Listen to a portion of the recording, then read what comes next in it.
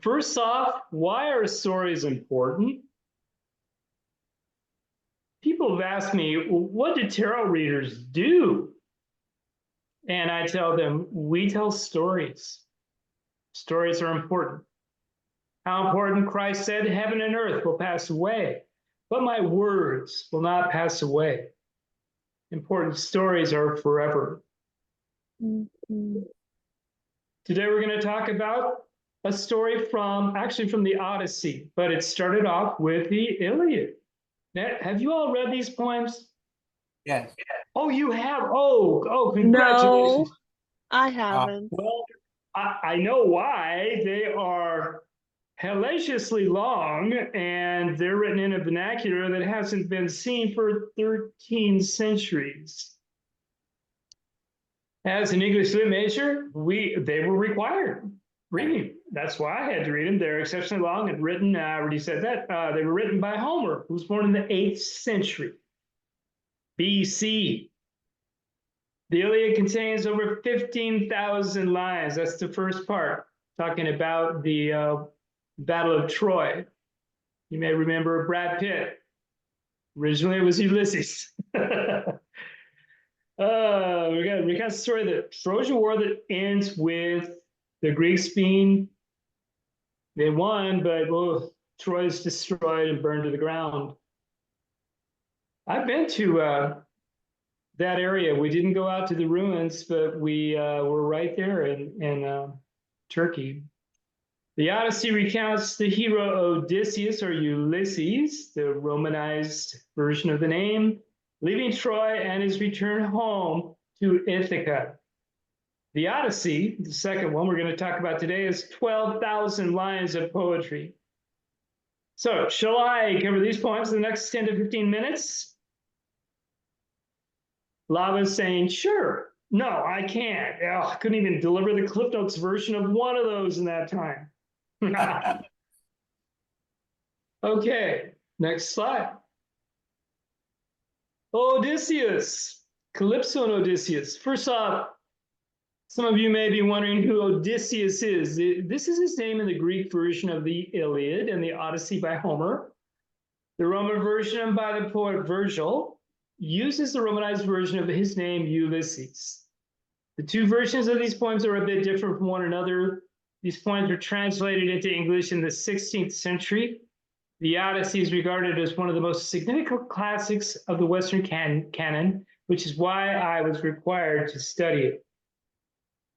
Odysseus left Troy with his crew and had many adventures in the Odyssey. There were some 16 stops from Troy to Ithaca, I mentioned earlier, which have been the subject of many movies, TV series, and written adaptations. On stop 14, there's this terrible storm. So bad the ship is destroyed and the entire crew is drowned, except for Odysseus, who washes up on the shores of the island Ogygia. That's how you pronounce it in English. It's a little bit different in Greek. The G would be silent. Her island has been associated with sunken Atlantis and various other locations in the Mediterranean Sea. I even read one study that says it was out of the Atlantic, but almost all the others say no, it was in the Mediterranean. So who was Calypso? Well, I'll talk about her mom and dad, but determining the genealogy of Greek gods is not an easy study. Calypso is generally said to be the daughter of the Titan, Atlas, as Homer states. Her mother is mostly unnamed, but Hyginus wrote that it was Pleione, who was the daughter of Oceanus and Tethys, Titan god and goddess of bodies of water, and mother of the Pleiades, the 7 sister nymphs, companions of Artemis. You may also recognize that name because it's a constellation. It's called the 7 Sisters. You can see it in the sky on most nights. The Romanized name for Artemis is Diana. The Titans were pre-Olympian gods who were vanquished by the Grecian gods of Olympus, the Olympians. Calypso had supported her parents in this war, as typically you'd guess. As a result, she was banished to her island as punishment for being descended from the Titans and supporting her parents.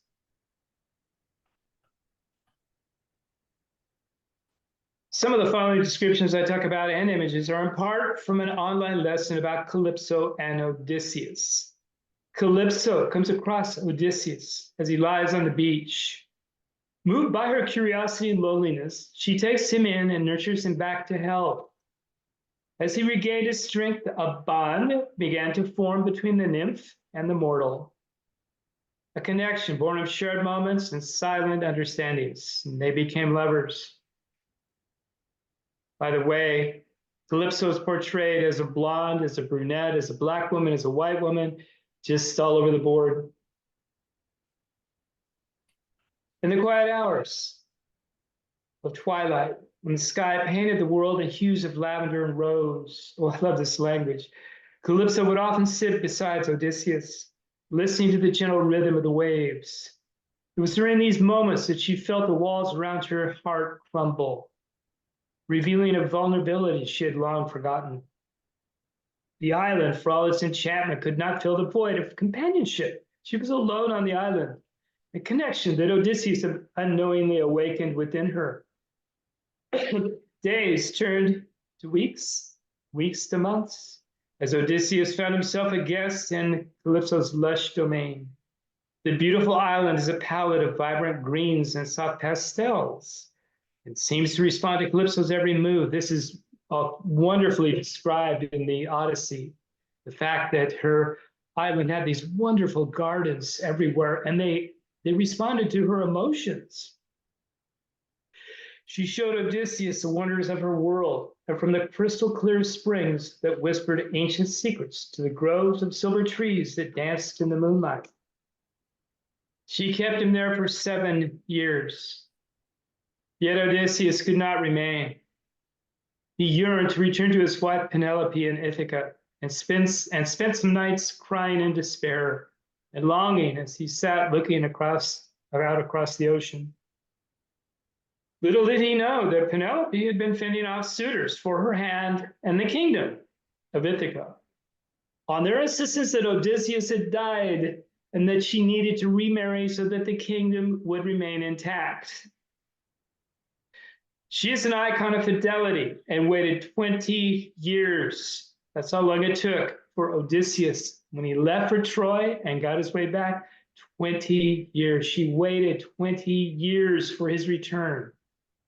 She devised cunning tricks to delay the suitors, one of which was to pretend to be weaving a burial shroud for Odysseus's elderly father, Laertes, and claiming that she would choose a suitor when she had finished. Every night for 3 years, she undoes part of the shroud until Melantho, a slave, discovers her chicanery and revealed it to the suitors. When Odysseus returned, it ended badly for them. Calypso's heart grew heavy as she realized how Odysseus felt. For the first time in countless eons, the echo of her solitude had been filled with the laughter and warmth of another. Remember, she is immortal. She cherished the moments spent with him, his tales of distant lands and heroic deeds, igniting a spark of adventure within her soul. But with each passing day, Calypso's joy was tinged with the fear of inevitable goodbyes. She knew that the heart of a hero could never be tethered, and the call of home and family would one day reclaim Odysseus. His patron goddess Athena asked Zeus, the king of the Olympians, to order the release of Odysseus from the island. Zeus ordered the messenger Hermes, or the Roman name Quicksilver or Mercury, to tell Calypso to set Odysseus free, for it was not Odysseus' destiny to live with her forever. She angrily comments on how the gods hate goddesses, having affairs with mortals, even though Zeus had had affairs with countless mortal women. Wasn't happy.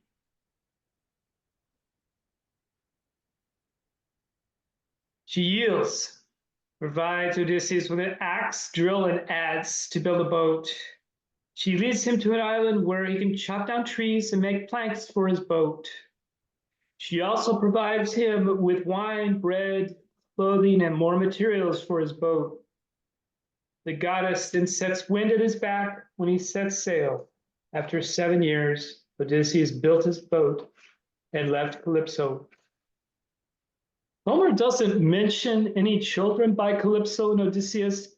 By some accounts, they came after the Odyssey. Calypso bore Odysseus a son, Latinus, though Circe, that was another stop. She was a witch on a different island that Odysseus stopped at. Is usually given as Latinus's mother. In other accounts, Calypso bore Odysseus 2 children. Oh, I'm going to butcher these names: Nausitaus and Nausinous. Why is this story important? Calypso's love for Odysseus compelled her to set aside her own desires and an ultimate act of selflessness. She granted his freedom, offering him the means to build a raft and navigate the treacherous waters back to his homeland. This is the nature of selfless love.